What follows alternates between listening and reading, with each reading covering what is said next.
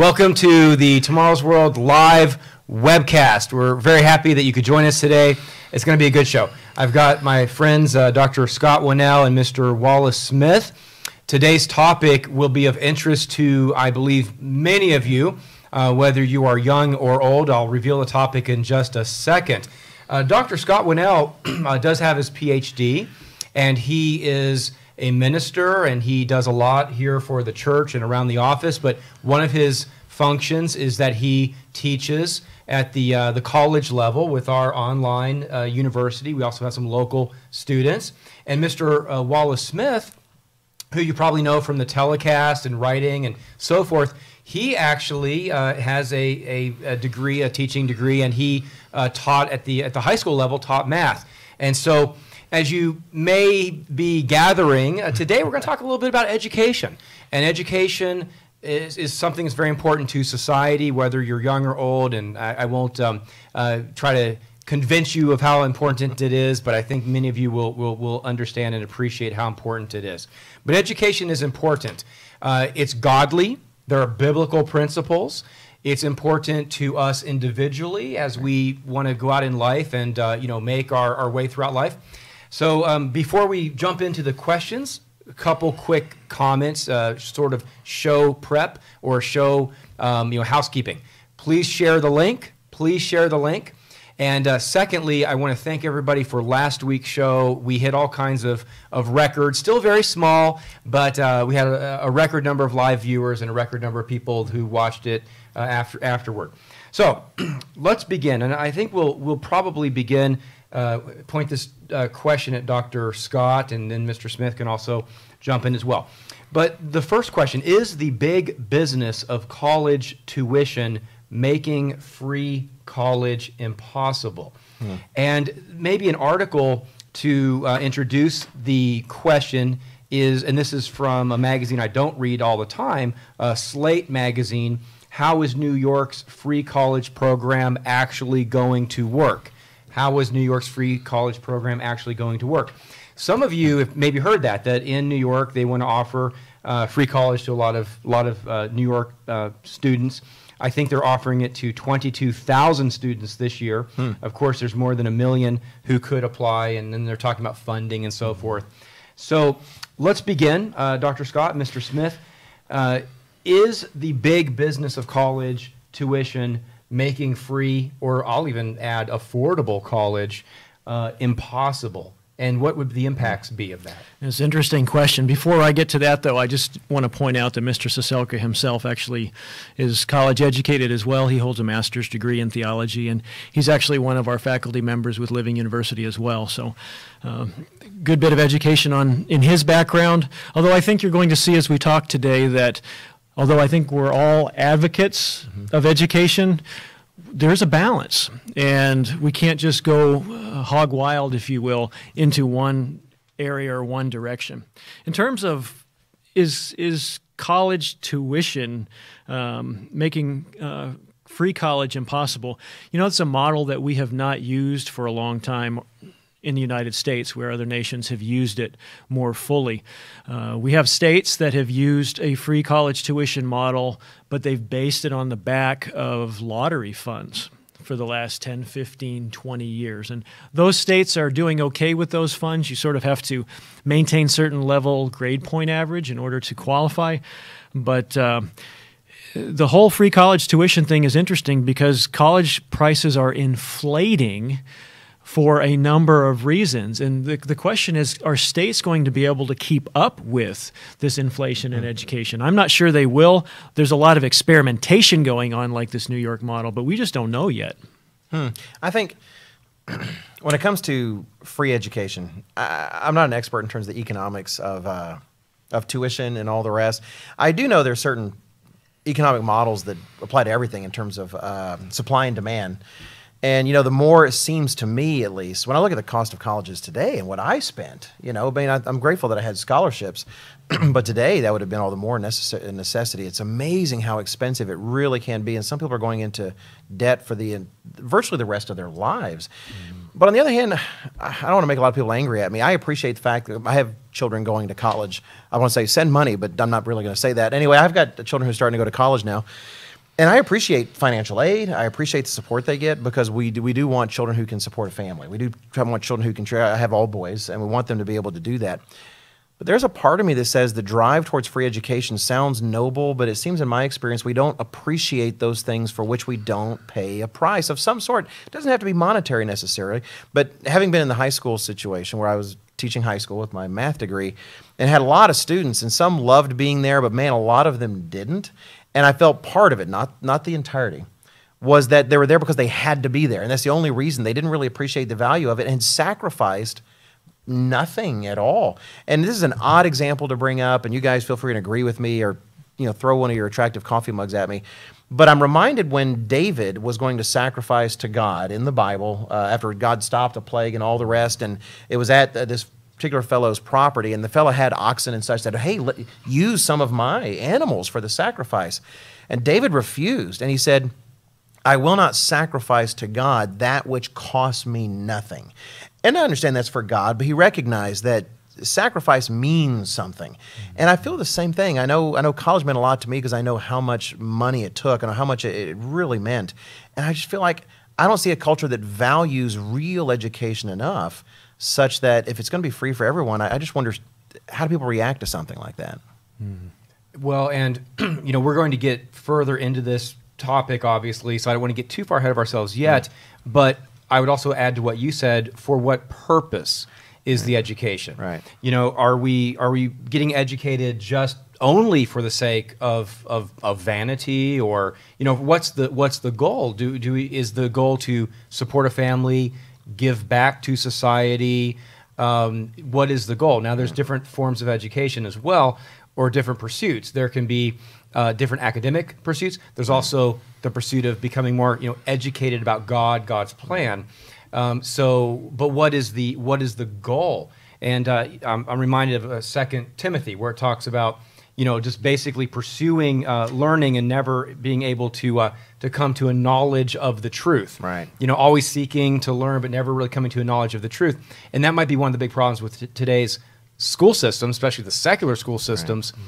Maybe there are some degree programs that maybe aren't really worth pursuing, and some studies that aren't maybe as worth pursuing. Right. I'd be interested to hear what Dr. Scott says about this, because one of the things that it seems to me, and I think this chimes in with what you're saying, Mr. Ciesielka, is that education has almost become a means unto it, an end unto itself. The goal is to be educated without a question of about what? What are you talking about? The Bible, for instance, gives very particular direction to education. I know we'll talk about that, but do you get that sense as well, Dr. Scott, that education has somehow become the goal without any sense of educated about what or what for? Yeah, that's an interesting question. I would argue that I'm not sure the goal is even to become educated. I think the goal is to get a degree.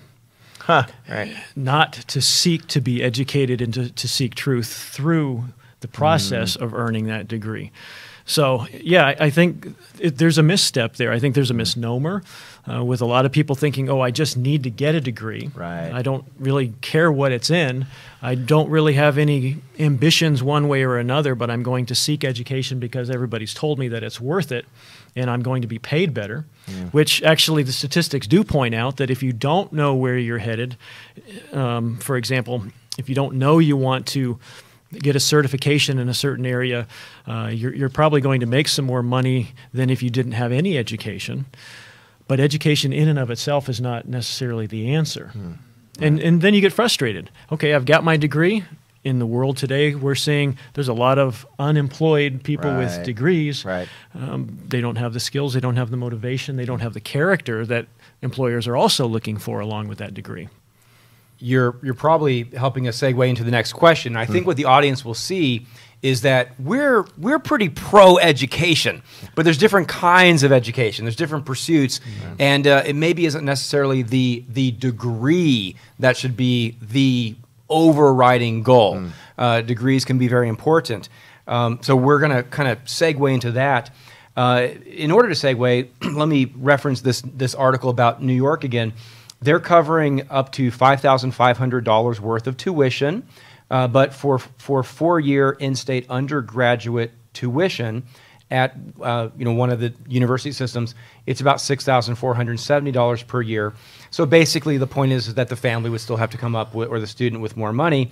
And it's kind of interesting because people are complaining that, and maybe some of them are not able to afford it, but they're complaining that they are not able to come up with the difference, the delta. But one thing that this report seems to not discuss is what is the goal of the education. So I think we're going to move to that question now. Are bachelor's degrees necessary? Right. Is it necessary that I go get a bachelor's degree or an associate's degree of something? Right. Is that necessary? What are your initial thoughts on that, and then we'll dig in deeper. We'll spend some time on this question. Yeah, just a quick comment, a little bit about the costs of education in the United States. These are numbers from the College Board. The average cost of tuition in 2016-17 at private colleges and universities, just tuition and fees, was almost $34,000 US.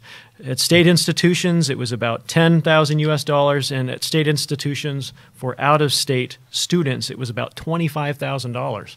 That's just tuition and fees. That doesn't include the additional $10,000 to $12,000 for room and board. Right. So as we think about the necessity of the bachelor's degree, you've got to think about dollars and cents too, because the average student apparently is graduating with a college debt of about $37,000 US. Wow. It makes me think of this. We, here in the Living Church of God, we're all pastors in the Living Church of God. We have weekends where we'll have singles weekends, and we'll do special Bible studies and activities. And a year ago, Mr. Ciesielka actually did a Bible study with the singles, in which he made a comment I really appreciated. It was all to just to young single men that are going to find a lady, and he is the father of a couple of young ladies, so he's got these things in mind. And he put out to the young men, it's like, look, I don't care if you want to be a professional wrestler, which he might care somewhat. He was making a point. I don't care if you want to be a professional wrestler, but if you're going to marry my daughter, you better have a plan that shows it can support a family and it can achieve the things you want in life and the rest. Because I don't see any of that. If you look at, we actually have a audio CD. I think it's an audio CD, The 7 Laws of Success. It talks about those in you can get them on our website. And if you look at those, it has them in a particular order, and education is one of those. It's right there at number 2. But above number 2 is number 1, which is purpose. What's your goal? What are you actually trying to achieve? You need to have the right goal in mind. And too often they focus on the degree to too great a degree. I thought that was hilarious. I know it's not actually not. But anyway, they focus on the degree, but really, what are you going to do with that? What do you want to achieve in life? Some people get their degree and then find they can't support themselves, they can't support a family, and let alone, it's even worse because they paid so much for that degree. What do you actually want to achieve in life, and what education will get you there? No one seems to be thinking about that in quite the same way they ought to, I don't think. Yeah, Proverbs talks about pondering the path of your feet, thinking ahead, having that right goal, and what is it going to take to achieve that goal. That's Proverbs 4:26. Proverbs 24:27 talks about preparing your field before you build your house. So there's a couple of things to keep in context. One is you do need to prepare, you do need to plan. And before you have these big life commitments, if you're younger in life, you do need to put that education, that preparation into place first. You need to make sure that the horse, as we say, stays in front of the cart, and the cart doesn't surpass the horse. But the idea of making sure that you're not getting more than you need, or you're not taking lots of detours, is important. People waste a lot of time and a lot of money because they don't know what they want. Right. I think what we've made is sort of the default option is spend a bunch of money on college. And it's kind of a default, if you don't know what you're doing. And the Bible talks about, when it comes to parents, that you're to raise a child in the way that he should go. And of course we think of that spiritually. You want to raise a child with right values and they're making right choices. But I packed into that, at least when I read that, there's this sense of also, which way should my child really go? What are his proclivities? I have sons, some of which, might be more interested in academics. I have some that see some trades. They all want to be able to support a family. They all want a beautiful, good-looking wife who's worthy of them, But, they all want to be able to have a family. But for some of them, how do you support that? I know one in particular is considering a particular trade because he's looked into it. People earn good livings that way, and he thinks that might be in his direction. And I appreciate that, because it may not be a bachelor's degree, but it is responsible, it's education, it's focusing on moving your life, which I guess the question was specifically about bachelor's degrees. There are a lot of opportunities out there, but you can sit on not a treadmill, you can kind of sit on the production line, and that has been feeding people into bachelor's degrees without considering like God does. Who is the whole person? What direction should this person consider? Let's keep talking about this. I want to welcome everybody again to the show. We're talking about education. We're talking right now specifically about how important is it to get a bachelor's degree. None of us are against education. I think all of us are very much supportive of Proverbs 24:27. Prepare your outside work, your fields, and then build your house, whether that's through a bachelor's degree or through a trade. I think you'll see that there are biblical principles and laws that support that we will discuss. Right now, we're talking about should we pursue a bachelor's degree or not. I've got Mr. Wallace Smith, who was a high school math teacher for quite a while, and have the scars to prove it. That's right. Dr. Scott, he had the students throwing the airplanes around in the high school classroom, and then Dr. Scott Winnail, who's professor here at our online university, and for those of you who've joined late, he mentioned I also teach a class with our online Christian university as well. Happy to do that. Share the link. I want to say hello to people from all over: Alberta, Toronto, New York, South Africa, Montreal. Looks like we've got about 1,600 people who have tuned in at different times right now, so that's very nice. So hello to all of you. And let me, before we forget, because I tend to forget, ask questions. If Right. something about this topic, you're thinking, oh, I really got a question. They work really hard in the control room there to get these questions to Mr. Ciesielka. So feel free and ask a question. So we're not moving on to another topic yet, but this is from a Forbes article, and the top 10 higher education issues we all agree on. And both of you have been referencing getting on the treadmill, and so I want to read a couple statements from here because it ties into exactly what you gentlemen have been saying. One of the statements that they make, it's regarding higher education. What are some of the challenges? While college affordability remains a crisis and the free college movement has pushed accessibility to the forefront, creating a new zone of partisan disagreement, here's some stats. They mentioned that dropout rates approach 50% at many four-year universities, and that they're at 80% at many two-year colleges. Wow. Now, we can talk. I want you gentlemen to talk about that in a second, but that's a very bad statistic, a bad sign. Then another comment from the article: bachelor degree addiction is hurting students. And it goes on to basically mention that essentially there are a lot of students who are seeking a bachelor degree but don't really know why. Right. They're pursuing it. Thus, big surprise, that's why you have 50% dropout at the four-year institutions and 80%. So what can parents do? What should students do, or potential students? What are some biblical principles? Does everybody have to get a bachelor degree? I think we already said no. But if you go and you're pursuing, there's a systemic problem in the United States, clearly, if 80% of students pursuing a two-year degree are dropping out and 50% pursuing a four. Something's wrong. You started that investment in time and money. Right. You didn't complete the effort. So can we talk about that?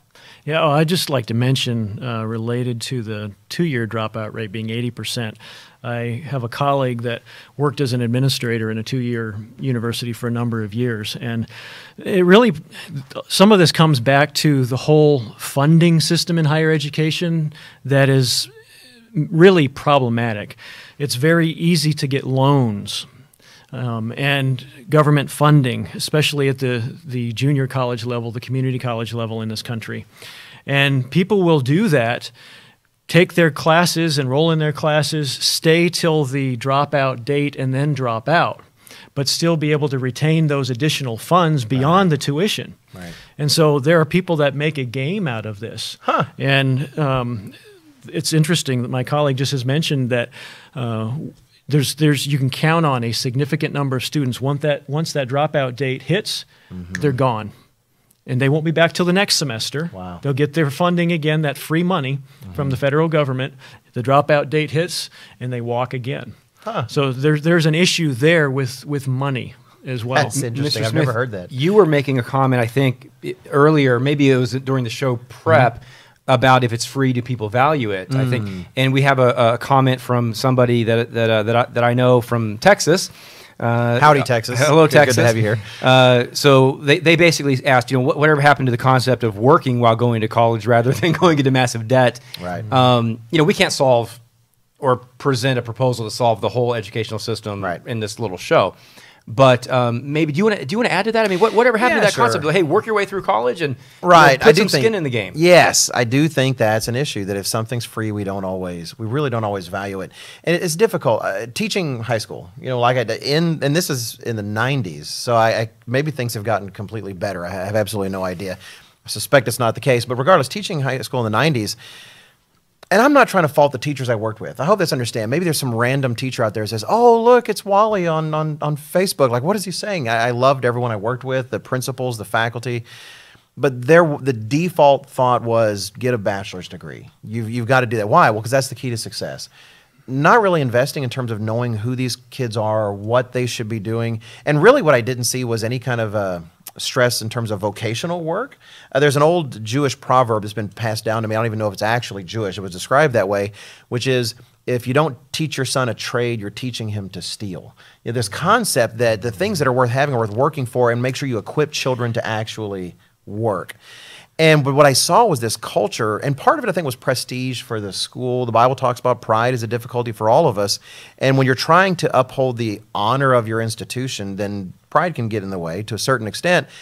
And having X number of students, a high percentage, go get bachelor degrees makes your school look really good, and maybe it attracts more funding, or you get to sell more at the bake sales.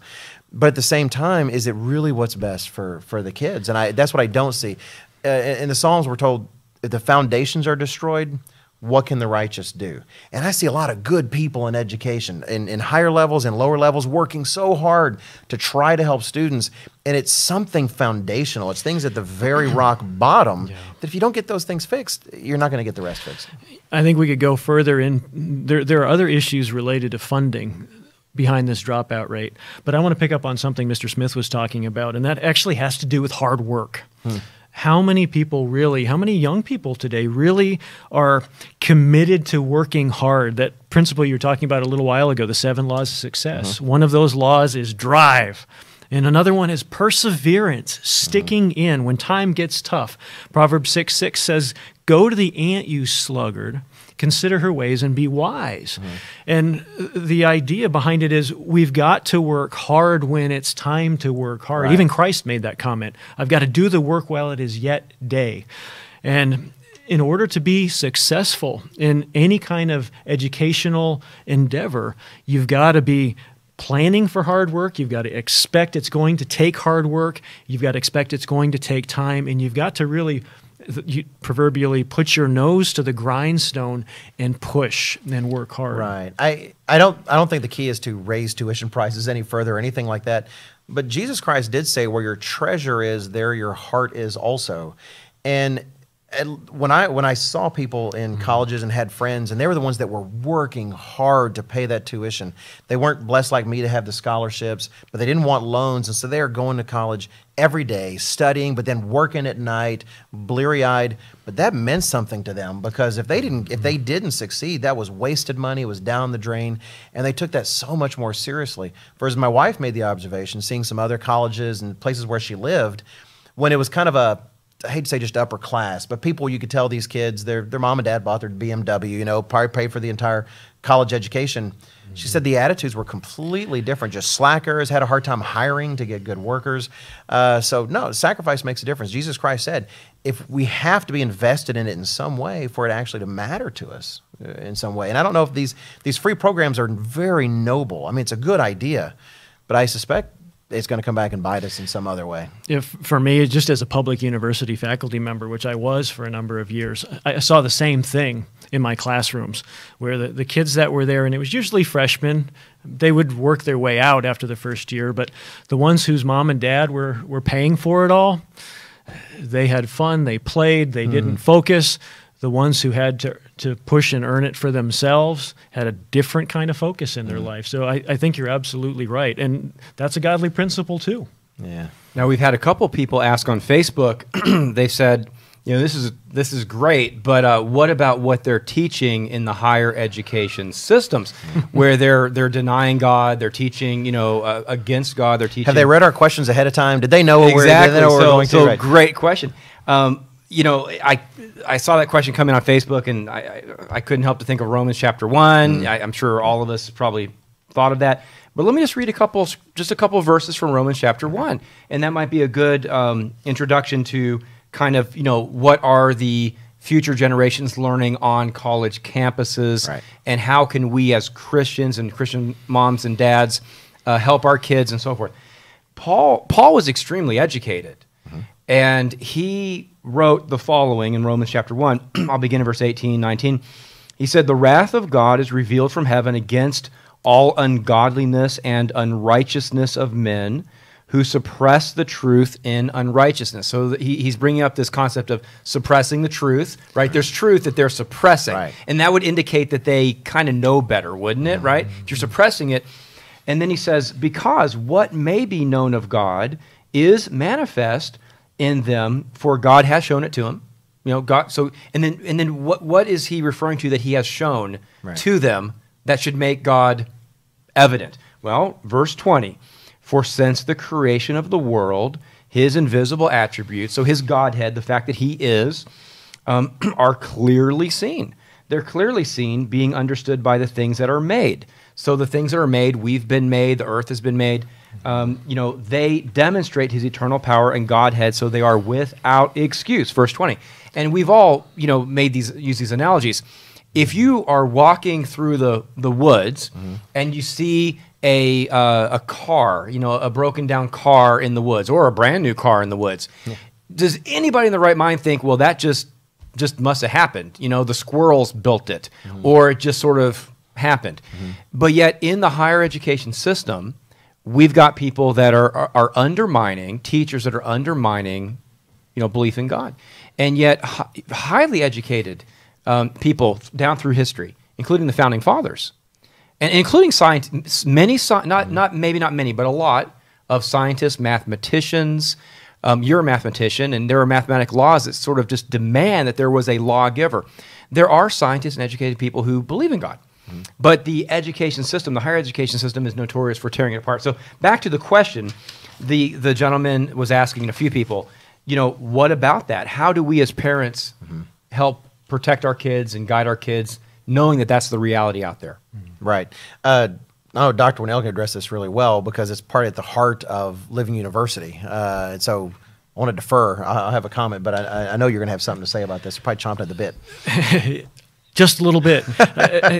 Great question, because the reality is that higher education today, and it doesn't really matter what country you're in, it's based on secular humanism and moral relativism.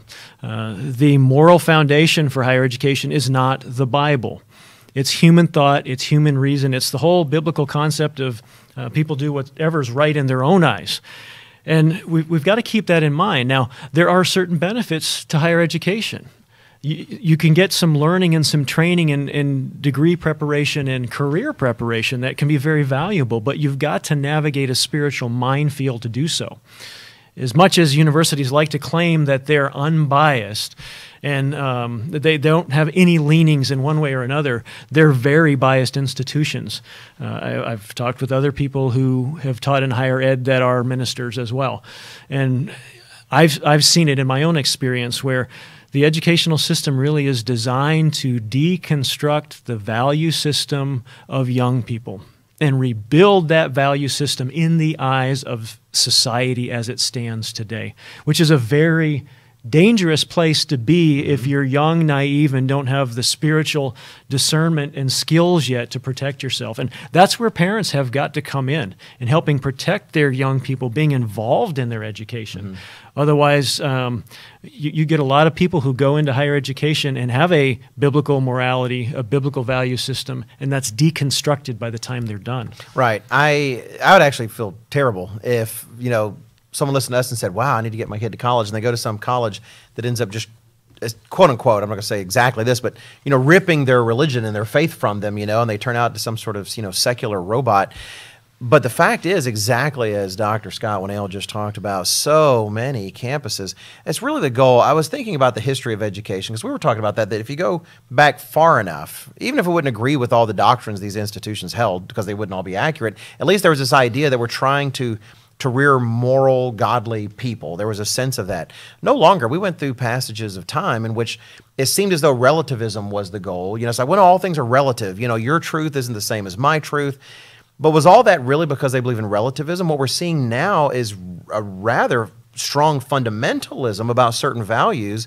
It's like, let's just deconstruct the values we don't like. Let's take all that apart, make it very relative, and now substitute these new ones. And they're very much as a matter of sin and righteousness on campus today. But it's different kinds of social justice things that aren't related to the Bible at all, often quite the contrary to that. And those things do have to be taken into account.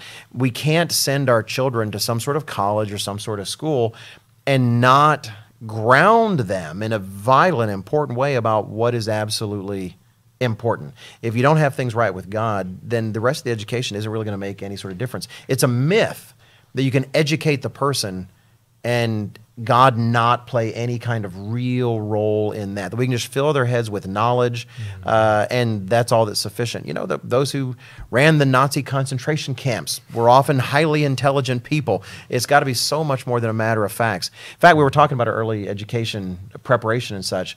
I remember one of the classes I took when I was getting my certification as well as a teacher was how in the past there were three pillars of society that at least American society counted on. It was the churches, the family, and the schools. And so if the families are abdicating their positions, if the churches don't really play any more role, then the only pillar that's left is the schools. And we do see people who have a certain mind about how society should go using those tools in the schools to shape the minds in a way that certainly is unbiblical. Yeah, this is actually Living University, the major educational arm of the Living Church of God. Our aim really is to recapture true values, godly values, but also to be teaching and educating through the concept or the undergirding of the Word of God, the Bible. This thing right here is the foundation of knowledge. And that's really where higher education and education in general in our societies have gotten off on the deep end today. Right. What is the moral foundation? There is no moral foundation. It's a secular foundation. Right. And we've got to come back to that. We've got an article on our website entitled Higher Education, a Christian Perspective, which gives a little bit of guidance in trying to determine and pick out some wise ways to approach higher education, if that's really the design and the intent of our young people today. There are ways to do that. There are ways in a godly way to navigate the spiritual minefield that's out there. But we've got to be very careful, because it can be destructive morally and spiritually to our kids if we're not careful. Yeah, I remember even at Texas A&M University, really one of the finest universities, personal opinion anywhere. You know, there, I remember as a freshman taking Philosophy 101, I enjoyed that kind of stuff. I enjoyed logic and those kinds of things. But it was also at the same time I began attending church and got to know a family really well and would relate with them the things that we were talking about, because very much that class was about, like you talk about, deconstructing any sort of sense of what's actually right and wrong. And it was great as a young man to be able to process those kinds of thoughts with godly people of real character and a real mind for God. So the end result of those things was not taking me away from my Creator, but actually seeing things more clearly.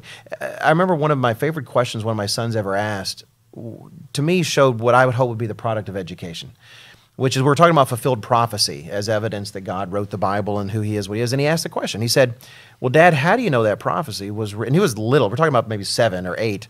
You don't think it's odd to talk about your kids about prophecies. They're 7 or 8. And he said, well, how do you know that was written before the actual events occurred? And I thought, you know, that's critical thinking. People accuse Christians of not wanting their kids to think critically. Quite the opposite. I was delighted he was asking those kinds of questions. I think a good, proper education would actually enable someone to think clearly and ask those sorts of questions, but not pretend that the Bible doesn't actually have the answers, you know, and actually provide. They want to ask the questions, but say, that's a good question. You shouldn't trust that. So, no, that's a good question. Here's the answer.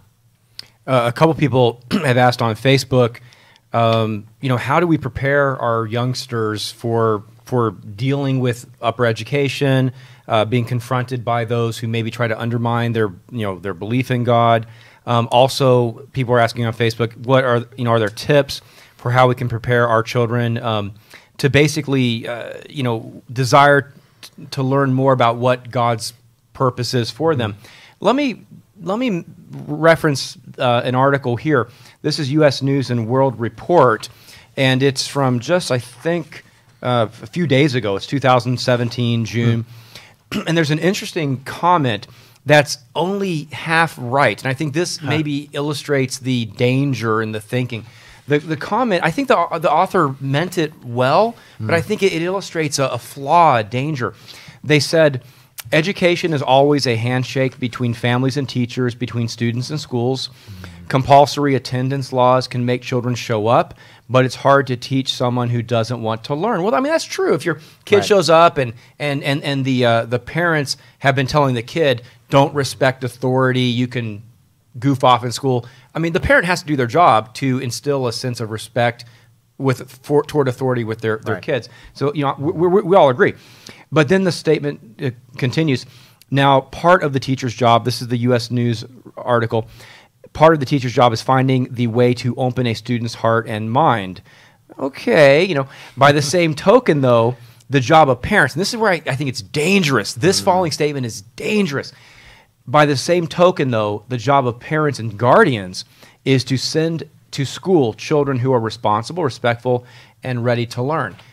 Well, that's half true, but the Bible says, Proverbs 14:1, the fool has said there is no God. Now, we don't encourage our kids to go to school and tell their teachers that they're fools, but if you encounter a teacher or an educational construct or institution that's trying to undermine your belief in not even just God, which is ultimately the most important, but say undermine your belief in principles that really have been fundamentally American or fundamentally historically normal, whether it's marriage and family, all these different pillars that society's been built on. We need to prepare our children to be able to deal with that. So long introduction, I guess, but a number of people are asking, what can we do to prepare?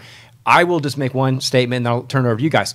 We can't answer every question in every article, but what is the cover article for the May-June 2017 Tomorrow's World magazine? Why kids go wrong. You can look to the Bible and look to the church, and if you don't subscribe to the magazine, request it. It's free. And parents have an obligation, like that article mentioned, to prepare their kids. But they also have an obligation not to send their kids out naked, mentally and emotionally, and be, have their belief in God and so forth destroyed. What can parents do? Well, I have just two specific things. Try to keep it simple. I think two things. Our society has come to a point where I think it's accidentally, I don't know if this was by design, we could debate that all day, but at the very least accidentally, as parents, we've almost been trained to not consider ourselves a full part of our children's education. We kind of rely on the schools to do that. We send them away and hope the school's going to be educating them. What I can say as an educator, the students that did best in my class were the ones whose parents were always very involved, talking with their kids, not just talking to make sure they were doing it, but interacting with them about their schoolwork. I had kids complain, oh, mom and dad are on me all the time. It's like, count that a blessing, because I know students where they're not, and they're not doing as well as you are. So really be invested in what your kids are doing completely. There's a limited amount of time. Mr. John Agwin used to say this, an evangelist in our church. There's a limited amount of time where you are the biggest influence in their life. Take full advantage of that, and don't abdicate that to someone else.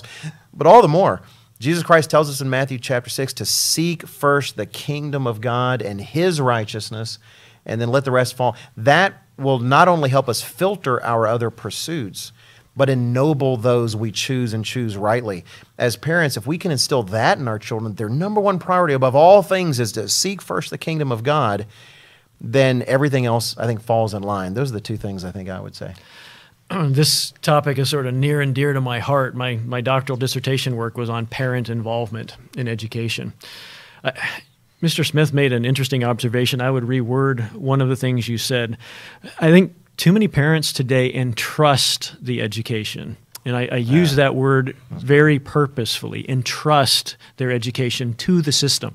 We cannot forget 2 Corinthians 4:4, where Paul is talking about how Satan is the god of this world. Satan is. It's his society that he's developed. And he's designed a society to deconstruct and break down families and prevent morals from being passed on. And so what do we see? We see super high divorce rates in societies all around the globe. What does that translate into? That translates into one-parent families working a lot. Who's raising the kids and imparting the morals? The system. We see intact families with both parents working and working a lot. Kids are going into schools, and then they're going into after-school programs, and they're going into daycare. Who's educating the kids? The system is educating the kids. As parents, it is incumbent upon us. Read the first part of Deuteronomy 4 and the first part of Deuteronomy 6. It's the responsibility of the parents and the grandparents to teach the children God's way of life. So just sort of echoing, we've got to give our kids a moral, biblical, godly foundation from which to work upon. But the whole time, parents have got to be involved. You've got to be involved in what's going into your kids' minds. And we have to teach our children to think.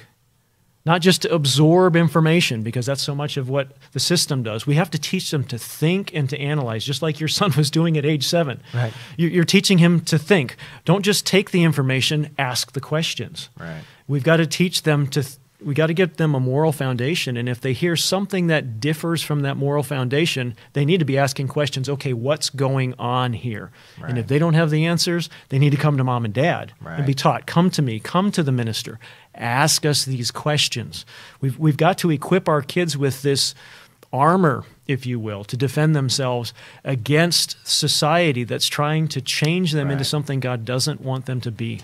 Yeah, when I was teaching, I taught math at all different levels, from the kids that are just about to drop out and are taking just the most basic math, hoping they're staying in school, to the calculus kids.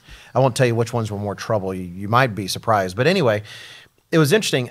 On one hand, because I'm about to say something and I realized I had to qualify it a little bit. I had some parents that would jump in and they would argue with me, but not on behalf of their child, more on behalf of the grade, talking about the degree instead of the grade. Well, why'd you give my kid a B? He should have had an A. It's like, well, you did this and this. I had one parent tell me, well, my kid shouldn't have to do any homework or shouldn't have to study. He's just learned it in class and make a bunch of A's. It's like, no, your kid earned that F. But anyway, on the other hand, all the more parents really should, the school is there to serve the family in terms of bringing up these children. Our society, and almost kind of the article really made me think that way, that almost as if the parents' job is to serve the schools, make sure the kids are just ready for the system. That's not the case. These are your children. Yes. They're your responsibility under God. And if this is something society provides that's supposed to be helpful, that's great. Mm-hmm. But don't get that reversed.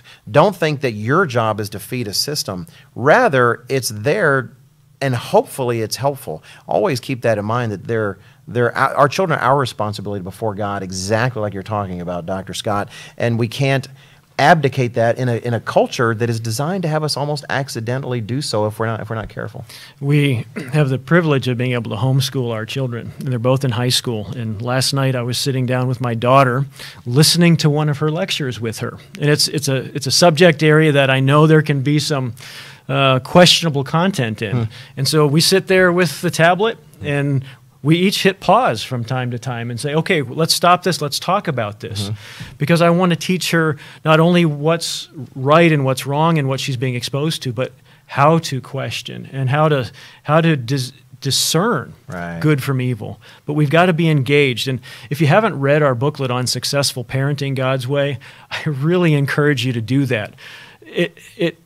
Educating our kids in a safe and healthy way, directing them, really comes down to parenting and our philosophy on parenting, and whether or not our philosophy on parenting really is in line with the Scripture. This is a great, helpful tool. Yeah, I can say actually, Dr. Jeff Fall, who wrote that booklet, his children, I was the pastor of one of his children as an adult, and I can say that fella's not a weirdo. So Dr. Fall did a good job. Anyway, it's a good booklet. I think, being actively involved, don't shun the work. We've had a number of questions come in on Facebook, and people are asking, homeschool, public school, and we don't have time to get into all that right now. that would be a great additional show. But Joseph Stalin, not somebody that we should want to emulate. What? He made a statement, a quote that said, "Education is a weapon whose effect depends on who holds it in his hands and who it is aimed at." And education, I don't like to think of it as a weapon, but boy, it can be a weapon, and it depends on who holds it and who it is aimed at.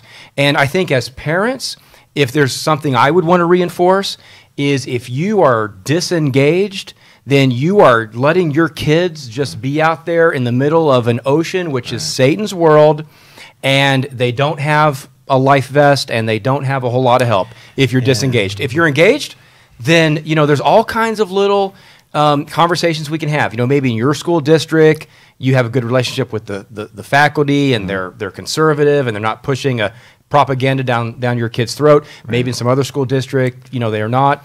But if you're disengaged, you as parents, we cannot be disengaged. We have to be actively. Don't be afraid to put in the work. And there's costs. There's costs there. That means time for the mom and the dad both. If there's a mom and a dad both, sometimes it's one mom or one dad. Right. But that means work and time. And maybe you don't get to go see a movie, and maybe you don't get to work a full-time job if you're the husband or the wife. Maybe you can only work a part-time job, or you can't work, because your kids are your responsibility, and it's work and it's time. Right. You were saying there when you were encouraging parents to make sure that they're really investing. I want to say if we don't invest in our kids, I'm not talking monetarily, just in terms of that attention and effort, there is someone out there who wants to invest in our place, who actually is more than happy to invest in that child's education, but then they're going to be in charge of that. But I also want to express some sympathy, and I appreciate what you talk about in terms of single-parent families and stuff. We realize there's a lot of families in very difficult places, and they're thinking, I'd love to do this, I'd love to do that, I don't have the money to do this and that. God doesn't expect any of us to do what we can't. He expects us to really strive to do what we can and to work with Him on the rest. So none of this was meant to put anybody in despair. All the more, just focus on doing what we can, but then on our knees. Like I know myself, this is going to shock all of you, I know, but I am not a perfect parent. I know it's going to shock my kids because they all think I'm perfect. But I know, and I don't do it nearly enough, but I try to make sure I ask God to fill in the gaps for all the things I can't do, because I know I can't do it all. But I do hope I strive to do what I can. And that's what we're saying. We're not trying to make anyone really scared.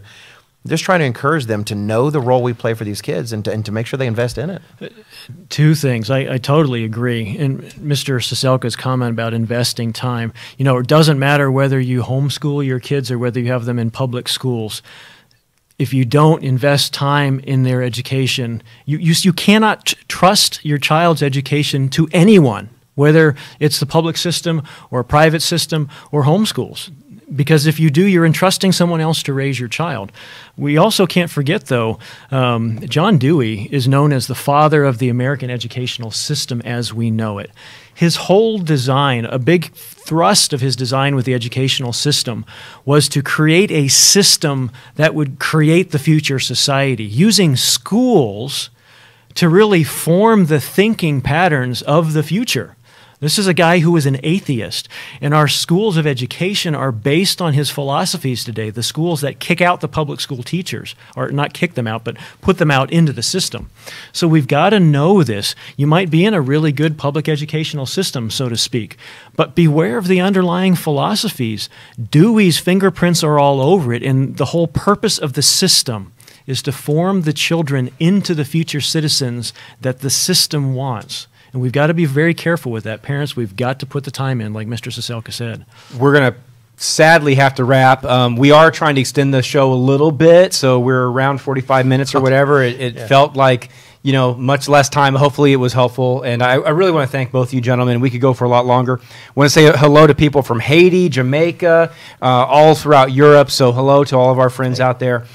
We will continue these, God willing, every Thursday at 3 o'clock. So please do join us next week. We will continue to explore today's news in light of biblical truth and biblical principles. We'll see you next time, 3 o'clock next Thursday.